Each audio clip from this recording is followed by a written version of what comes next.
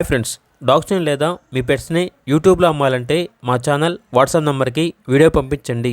అలాగే మన ఛానల్ని ఇంకా సబ్స్క్రైబ్ చేయకపోతే వెంటనే సబ్స్క్రైబ్ చేసి పక్కనే ఉన్న బెల్ ఐకాన్ని యాక్టివేట్ చేయండి. Friends, let's start the video. Hi friends, welcome to our channel.